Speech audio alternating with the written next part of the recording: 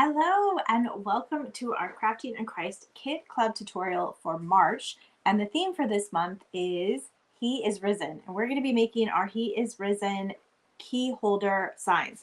So I've got a few things from the craft kit here, as well as the additional things that I'll be using, and I'll go through those really quick. But what you're going to need is you're going to need your sign base, your sign topper, also your bracket for your hooks. You are going to need the hardware that is in the little bag. Now, some of the hardware in here goes to the keychain. So the keychain will have the keychain ring, the tassel, and also the jump ring to attach everything. Those we're going to leave in here. We're not going to do those today, but we will need the rest of the hardware, which is the 3 hooks, as well as your hardware for the back so that we can hang it, which is the little hang tab, as well as the little screw. We will need, when we get to that point, we're going to need a Phillips screwdriver to attach those. But for right now, we're just going to put these little things over here on the corner of the mat. Nice thing about the Surface Saver mat is because of the rubber, they won't roll away on you. The mat kind of keeps them from rolling all over the place, which is nice. Doesn't mean I won't knock them off somewhere, but hopefully we can keep them right there. Now let's talk about paint colors for today. So, we're also going to need this crust. So you'll need all of your wooden pieces. So of course I'm going to be using my favorite plaster. This is by Waverly. It is an like a creamy off-white. I'm going to be using a lot of this today. The first thing we're going to do is we're actually going to cover everything with this color first. Then we're going to do a couple of distressing techniques. For that, I'm going to be using 2 colors. One is going to be an actual chalk paint color. This again is another Waverly in truffle. It's like a dark brown, a very chocolatey brown, if you will. And then I'm also going to be using my sponge brush. Just fell in my water, and that was not part of the plan. I'm also going to be using this antique wax from Hello Hobby. Now, I got this from Walmart. I'm not sure if Walmart still carries this color. I thought this was a brown. I didn't realize it was a wax. So it is a liquidy wax, not a regular wax like we're used to using, which is the antique wax. So I'm going to be using this to do a distress technique today.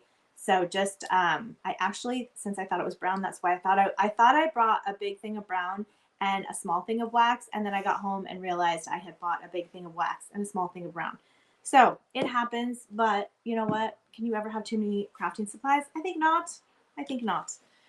We're going to be using the dry brush today. We're going to be using a dry brush technique. I'm going to be using a dry brush technique for the background. You don't need to do that. You can do decoupage on the background, all different things that you could do for the background. But I'm going to be demonstrating dry brush on the background and then an antique, a different antique technique on the topper that we're going to use, as well as this piece.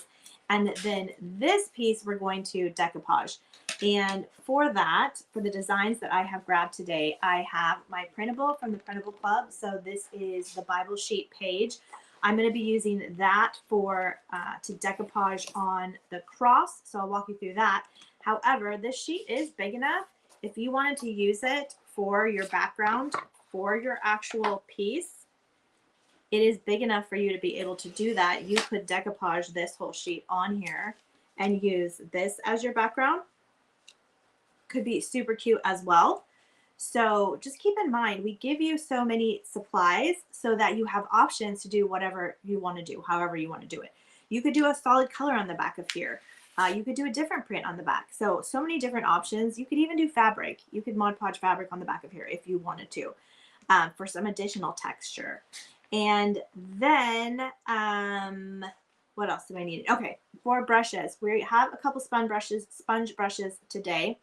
And then my regular brushes and water. I do have my iron over here. We'll be doing the iron on decoupage I will be decoupaging this portion of the cross here.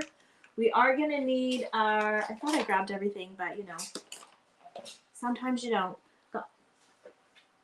Got my Mod Podge. And then we're going to need the sanding block. We will also need either a pencil, or this is the heat pen that disappears. It's a friction pen, Frixion. It's a fabric pen, but a pencil will work just as well. And then we're going to need our E6000. This is our multi-purpose glue.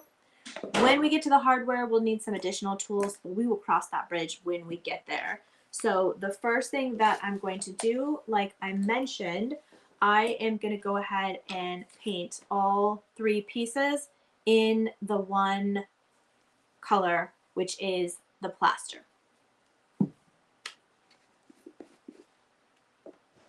Actually 4 pieces. We're going to paint this one too.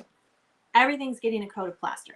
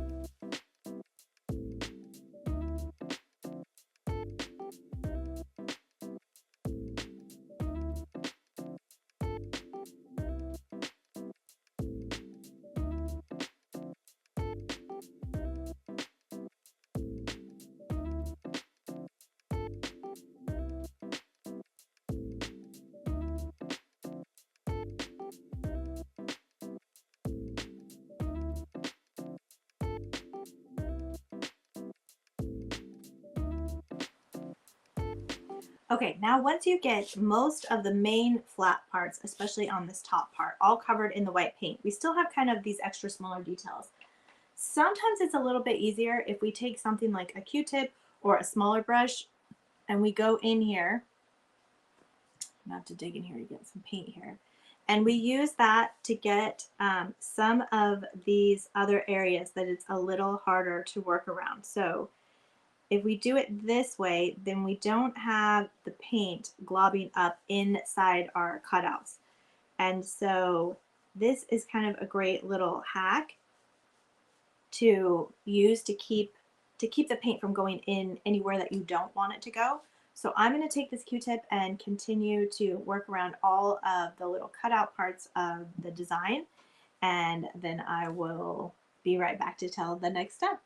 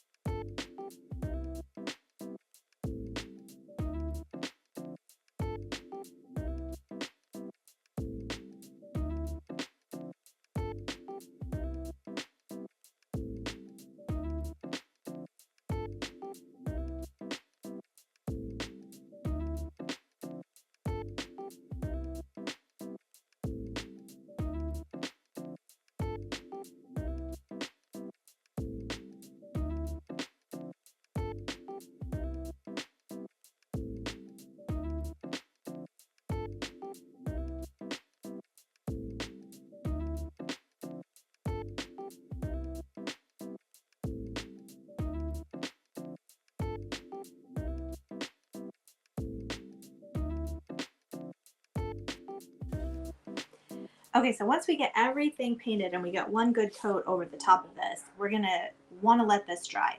Now I painted them in a certain order because we can go ahead and keep work on the Mod Podge. Here for that one, I'm gonna go ahead and turn my iron on for that. This one we also wanna let it set dry for a moment.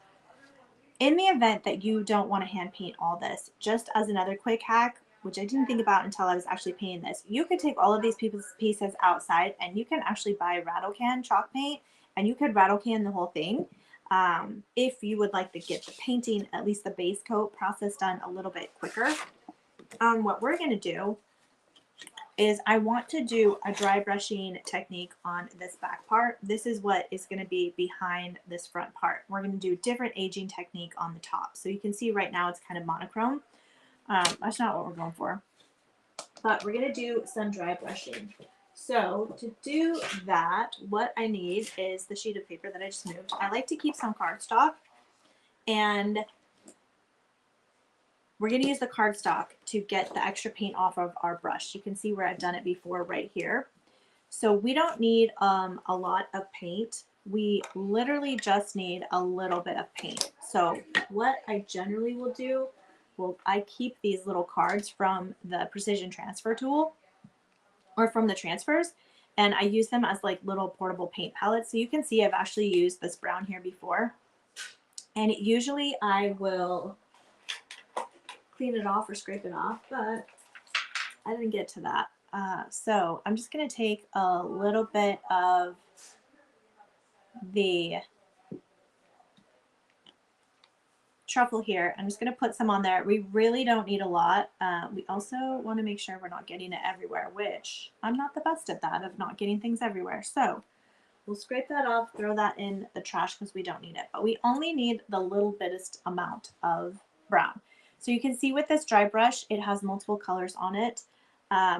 We are just going to take and just lightly dab in here, get off the excess. So you can see there's not much in there. And then we are going to take it and we're just going to go, remember the bottom here is covered. So we kind of want to get more of our paint up here at the top than we do at the bottom. So again, just dab off the excess. And then I'm starting from the bottom and working up, because our base part is going to cover here. And if I start here and go down, I don't want to start, right here, and then I don't have anything at the top. So that's why I'm working the one direction. So we get a little bit more. And again, if you want to come back down this direction, you can, but we're just trying to get some texture behind this so that when we put our layer on there, it doesn't look like just plain white background. We want it to kind of look like wood. And then I literally did what I said not to do, because we don't want to start halfway through or pick it up.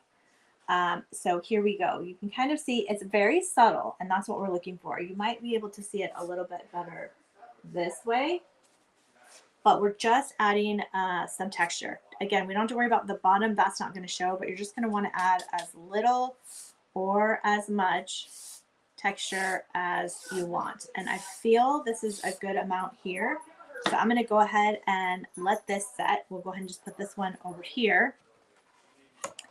And we're going to switch gears to working on our decoupage. As far as your dry brush, I just kind of jam out all the rest of the paint that's on it, and I leave it because it just dries on there, and then I get more of a goopy texture next time I use the dry brush.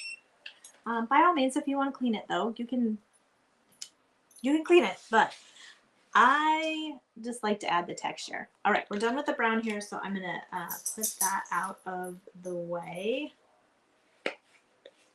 And we're gonna move on to decoupage. So the first thing that we need to do is we just need a thin coat of decoupage on. I'm gonna keep using this paper here. Whenever I'm using white and browns and colors, I like to have an extra sheet of paper so that my brown doesn't start transferring where I don't want it. So I'm just gonna put a little bit behind it here. Again, I've got my iron on, and I'm just going to do a thin layer. We want to make sure we get all of the edges. So work it, make sure you get all the little points and things, because we don't want the decoupage to be lifting off any of the points. Got a little extra there.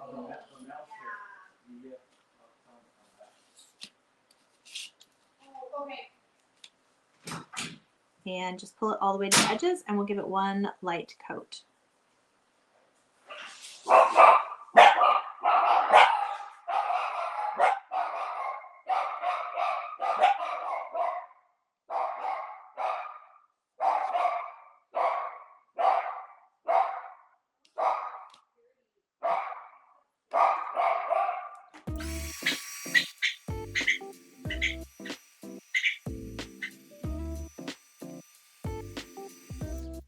just used the dryer on that just to speed it up a little bit. We are going to let it sit a few more minutes, but before we do that, we actually need to figure out what size we need to cut out here. So for this particular design, there is a seam of the Bible page that goes right down the middle. I'm going to use that as my guide to make sure that I have everything on here straight.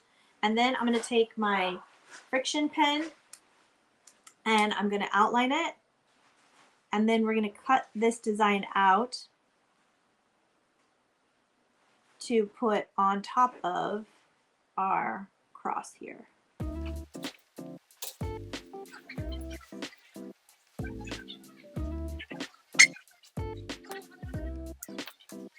All right, so we have it all traced. Next thing we're going to do is we're just going to go ahead and we're going to cut this out.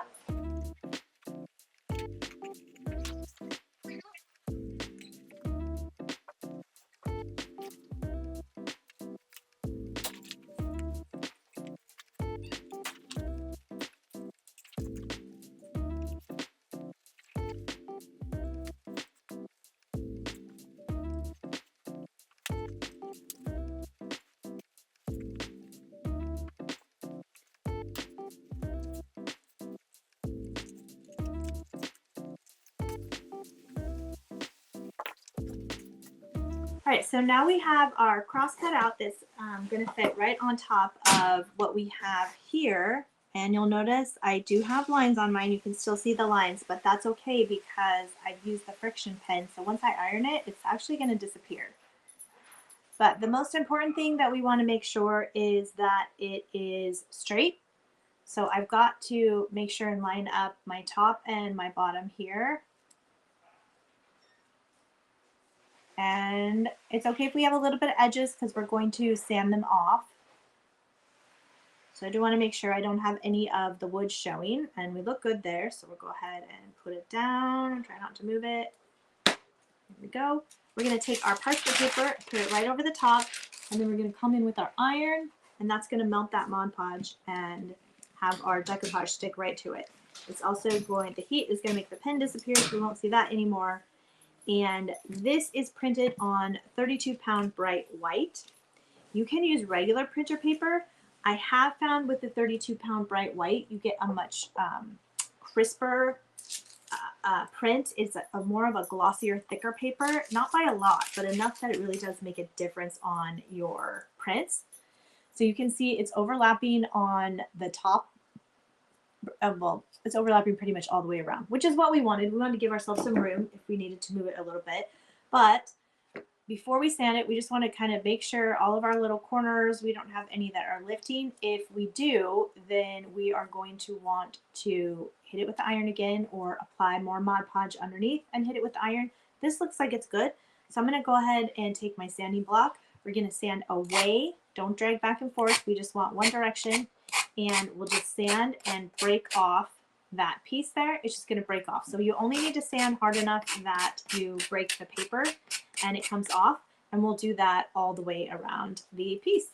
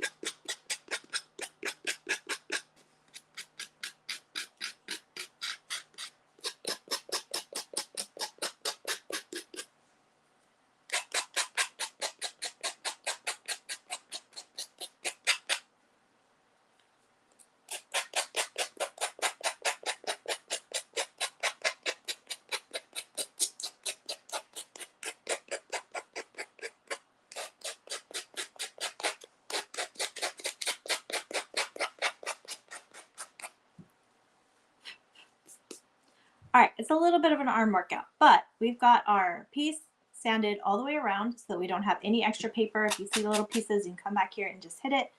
You don't want any stragglies. This will be laying on top, so we will be able to see anything that's around the edges. So we just want to make sure we didn't leave any stragglers. With that, we're going to go ahead and get all these little dust particles out of our way, and we will move on to our next technique for distressing. All right, I'm going to put my parchment paper away. I'm going to bring my extra sheet out because, again, we're going to be working with the brown, and I don't want to be getting the brown everywhere. We can put the Mod Podge away because we are done with that. And we're going to be bringing out the wax next. So again, this is a liquid wax, not a wax, not a waxy wax, okay? A little bit different than what we're used to working with. And you can kind of see, we can kind of start to get an idea of how it's coming together here. If we just left it like this, you can see that because of the distressing, it is a little bit darker on the back. That's kind of what we're looking for. We want some transition. We want some color. We want it to be all the same. However, I've seen very pretty monochrome ones where everything is done the same. So if you love all that, the one color look, do it. Go for it. Okay, so we're going to take our wax here, and I have been shaking it. But you'll notice when I open it here, my top is a little wonky. And it is really liquidy. So I'm going to get my handy dandy Cool Whip lid. We're going to use that because I just feel like we're going to need more. Also, before I start with the piece that's going to draw the most attention, I'm going to practice on a piece that is not. Because if we mess this up, we can flip it over and we can do the back. We can do the same with the other, but it will be more work to repaint that. So we're going to start with this one as we're practicing. So I'm going to put a little bit of the wax in here, and you'll see it's very liquidy. We don't need a ton, which again is why I thought I bought the smaller bottle. But alas, I did not. Okay, so we're going to take a little bit of the, I'm trying to put my pen away there. We're going to take a little bit of the wax on the brush here. And again, you can always dab off any extra, okay? So if you get too much in there, because we don't need a lot to do this. And what we're going to do is we're going to take it and we're going to go from the edge and we're going to lightly drag in. Didn't get enough. There we go. See how it just barely caught on the edge? And then drag it in. That's what we're looking for. We just want a little bit on that edge and we're just dragging it in a little bit. So we're going to keep doing that. We're going from the top down. And the more paint you have on your brush, the more it's going to drag further or blob a little bit. And then we're going to flip it around. We're going to do the same thing on the top or the bottom. Basically, we want all of our drags to go the same direction. So we're going to do the same thing. We're going to put it on there, drag it down.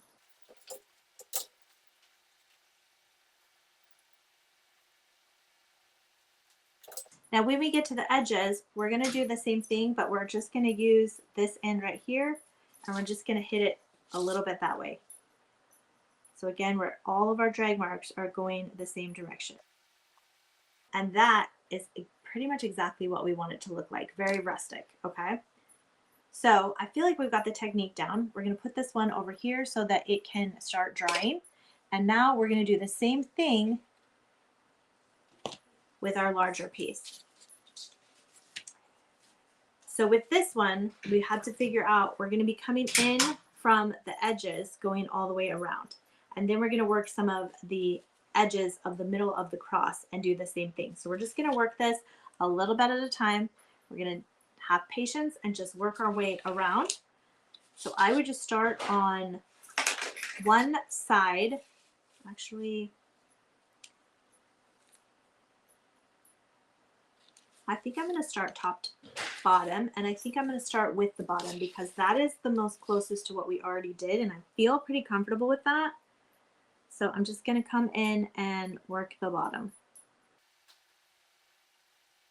And I went over it a little bit on that part, that's fine. And there is no edge here, so I kind of have to make it myself.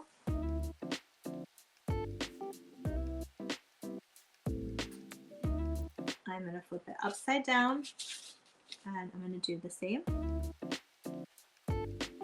Now technically this bottom part is going to be covered by our block, but I do want some natural pieces that are coming up here. So I want to work those. So we don't have to go across the whole bottom because once we get this piece done, this is going to cover it here. So you're not going to see that piece. So we don't have to do all the way around the bottom. But I am going to go through around the edges, and I'm going to keep going the same direction, but you can see I'm just kind of catching the edge of the frame. And I want to do that on both sides. I haven't added any more paint to my brush. I'm just keep going around. So I'm going to do the easier parts first, which is the outside and the larger parts of the cross, and then we'll go in and try and do some of these curly cues.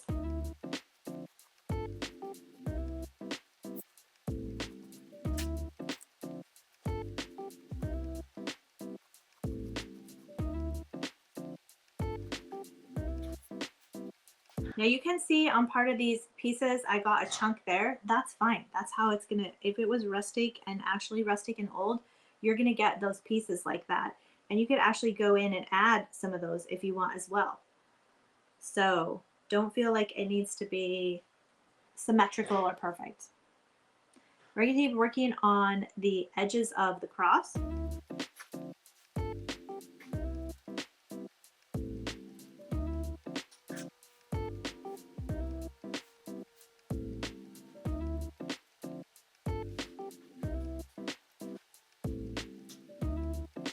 Now you can tell with the sponge brush, I'm getting the ability to kind of get in here and squish around and just catch some on the edges. So that's all I'm going to keep doing all the way around until we get all of the edging that we need done.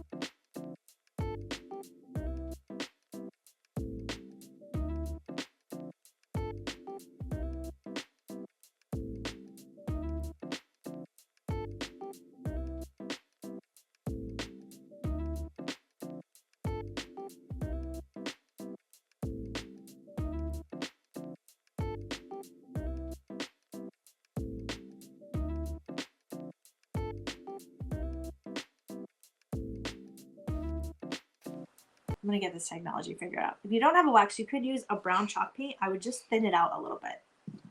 I think you can thin it out with some distilled water. So let's take a look. This needs to sit, but let's just kind of take a look and layer things up a little bit and see where we're at with everything.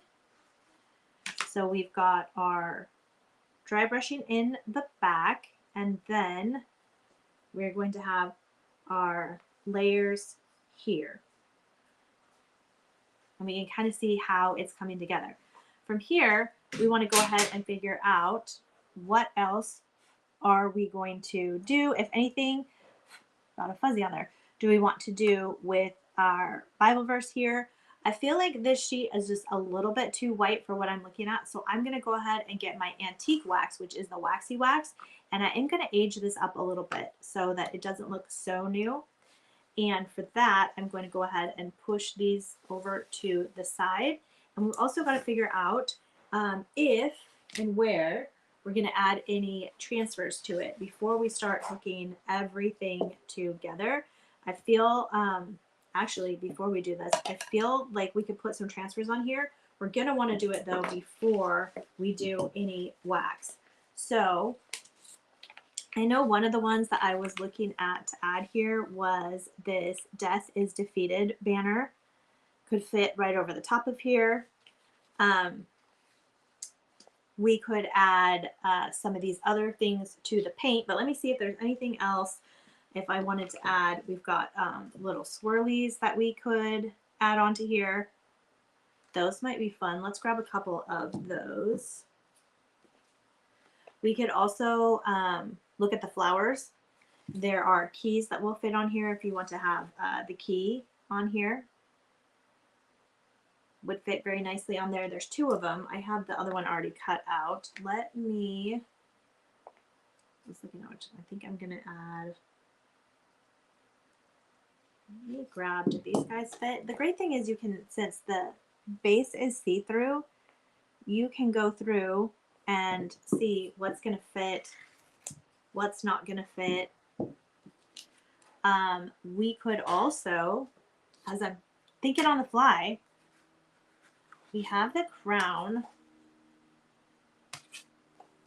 And again, we just move the stuff. We don't have to cut it out yet. We can kind of figure out what we like.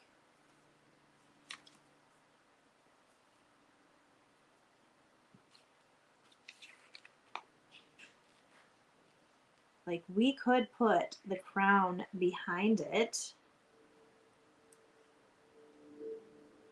And I kind of like that. I'm going to go ahead and cut the crown out. I kind of like being able to see the crown behind it. So with the transfers, you're going to rough cut out anything that you want to use.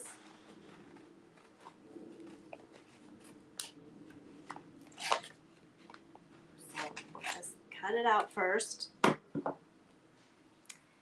And then I've got to figure out where exactly it needs to go. And this is where it's good to use your mat to figure out. Square up your project on here, and then we've got the lines up there so I can know. We'll take these pieces because we don't need to, because there is a bit of a border on this, and so I want to make sure that I get it low enough that you can see most of it.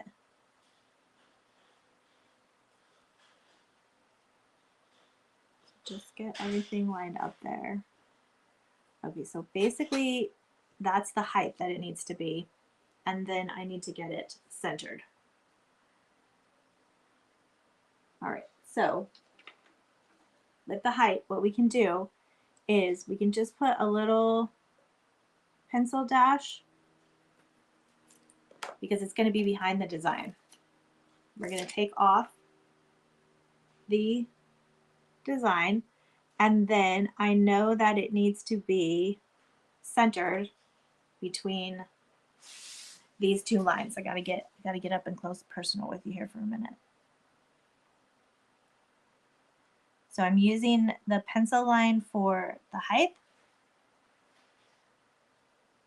and then I'm just going to center everything as best that I can. We'll go ahead and push it on there. And then I like using the precision transfer tool with the transfers. So I'll just go in here and rub it all the way.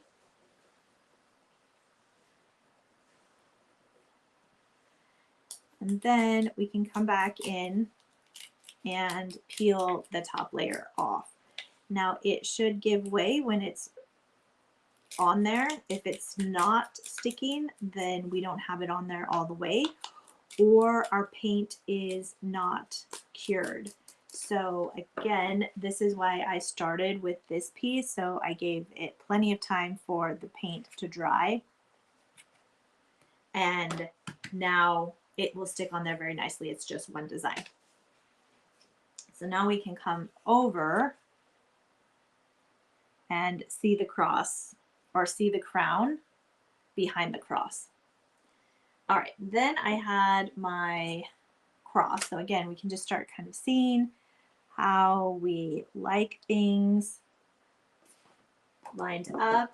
And I think because I did the crown in the back, I think I am going to grab this banner right here and run it across the front of the, across the front of the cross. So this one is not bent. It doesn't have that arch in it, so it will fit right onto here. So we're going to move these out of the way. And again, we're going to peel off the protective layer. And we're going to center it. Again, use your mat if you have your mat.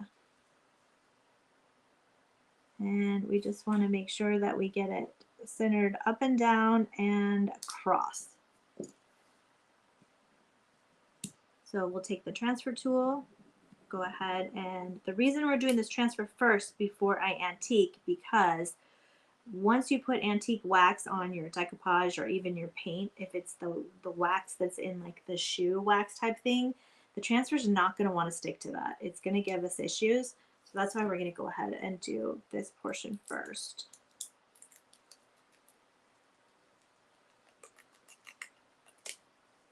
And there we go. We have our death is defeated, and we can put that right over the top of that, and it looks great with the crown.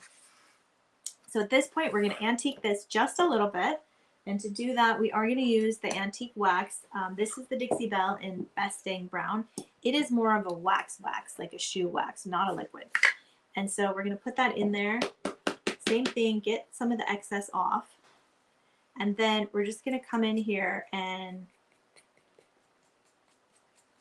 just kind of rough up the edges a little bit. Now, this wax, you can layer it. It is not easy to come off. So you want to apply sparingly and then add more if you want more. So you can see I kind of got a little blob there. I'm just going to get my little rag that just fell on the floor and take the chunk off of it there. And then again, we're just going to keep working their way around here.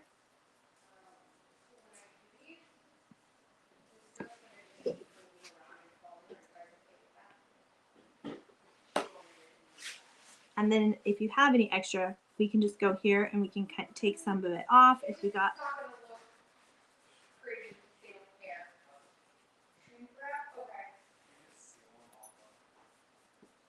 You can see I got a little kind of a chunk there. It's fine. If we want, what we can do is just bring in a little bit more up at the top so that the other side matches. But try not to, don't be me. Try not to get too hung up on it. So from here, we've got all of our pieces and we're ready to start putting everything together. And we're going to layer these 1, 2, 3. So we're going to put our top on first, then we'll put our cross on, and then we'll go ahead and put our base on, and then we're going to put our hardware in there. We're actually going to use our hardware to attach this because it will actually screw the two pieces together. So we don't need to worry about gluing that piece. So let's go ahead and start affixing our pieces together. So we're going to start with this one. We're going to apply the glue to the back of it. And the reason we are using the E6000 is this is a multi-purpose glue that is going to allow us to shift the pieces around a little bit. It will cure over time. It's not going to cure and attach it right away. And we need that little bit of forgiveness to get everything kind of lined up before it gets super dry. That being said, before we apply that, what I have found is it's easiest to put your hardware on. There's 2 times to put your hardware on. You can put it on now and then know that when we flip it over, it is going to have basically this on the back of it, okay, as we push everything down, which is fine, so that's actually what I am going to do. Actually, hold on. I'm trying to see, do I need both layers?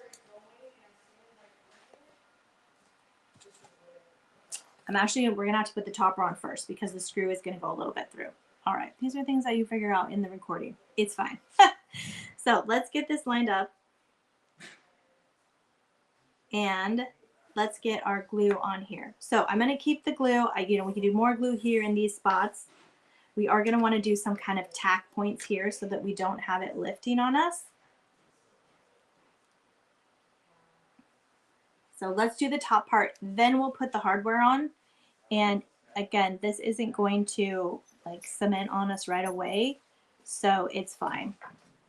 So we're gonna put some blobs in here. Again, we're focusing on the areas that are thicker. The team's leaving. I am filming this on bonus craft night day on a Thursday, which is generally when I end up filming these.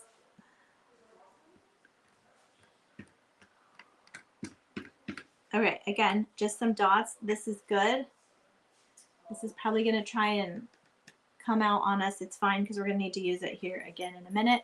And then the only other thing is I try to see if there's any of the little spider webs. I try and get them before I push it down because they're easier to pull out from the back before you try and put it down. All right, so we're going to go ahead and line it up and press it down. And again, this is not going to seal right away, so it's going to let us move it around, which is exactly what we want. So we're going to go ahead and get everything smushed together. Make sure that your tops and your bottoms and your sides are all matchy-matchy. That's what we want. And then I'm going to go back on what I said again. I really feel the hardware, I would wait until it's completely dry and then I would put the hardware. So the hardware on the back, how you're going to do it is you're going to flip it over on the other side. Figure out where you want the hook. So pretend this is the back side. I would make a little hole or make a little mark with a pencil or whatever. And then you're going to take your screw. And what I found easiest, ooh, I've got glue strings on my finger. What I found easiest is if you have some kind of poker, this is the official name, poker tool. My husband got these at, I call it the men's Hobby Lobby, what is it, Harbor Freight. And some type of tool like this where you can jam a hole in there to get it started and then use your screwdriver to get the rest of it screwed in there. And then for the other ones, we may need a plier. So I'm going to just put these over here. But again, I'm going to let this sit overnight before I do the hardware because I know when I do it, it's going to shift it and we're not going to mess it up. All right. So our glue is coming out, like I said, on its own already here. So we're just going to use whatever is coming out. This is fine. So again, kind of keep it towards the center. We don't want it to squish out on the outside because some of it will come out. And this time, I lost the lid. We're going to go ahead and put the lid on right away so that it's good because we will not need it after this. We can use the screws. All right, same thing. We're going to give it a good eyeball. Try and get it as centered as possible. And then we will push it down. So make sure you push down on all of the areas that have the glue. And we're going to let that cure overnight before we mess with it. Make sure you pop it up, look at it, see if anything needs to be shifted or moved. So I'll show you what we have so far. That looks good. So we are going to let that, we're not going to mess with that. We'll give it one more check before we finalize everything. Then we have our last piece here. These holes are going to line up with this hole. So we're going to take our little screws here and figure out which, this side for me is a little bit more chunkier than this side. So I'm going to put that side on the bottom. And these holes should work either way. We'll find out really quick if they don't. this is to get your hook started. So what I would do is go ahead and get them going in there a little bit. Again, you may need some pliers because it's going to get a little bit tight on you. Give it some pressure, get it going. I am going to add a little bit of glue on these ends because I don't want them to curl up. So let's just go back and just tack a little bit just on these ends here. So we'll put a little bit on this side and we'll put a little bit on that side. And again, we'll be able to move these around so you can kind of feel when it slides into that hole. And then we'll go ahead and get these screwed in. That way, that's going to seal down as this is curing. And there's probably better pliers that you can use for this, but I just have my jewelry ones here because that's what's in my drawer. Now you're just going to want to go all the way till you get it so that it's straight up. And then that one is good. And we've got our glue down there, so that is going to stay. And then we're going to go and do our next one. And we'll just keep screwing these in.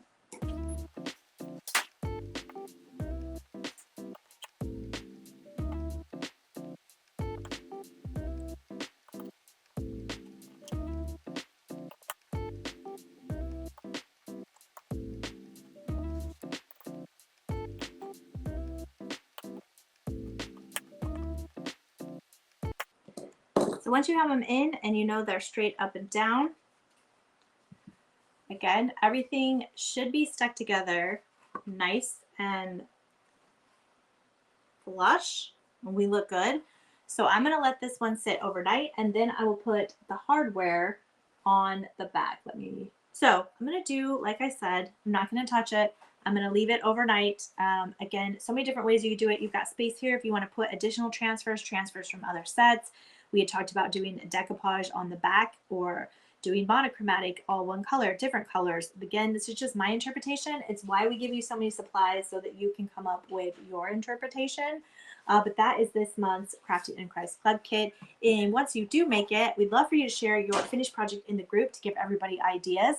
I love it to see all the ones done before.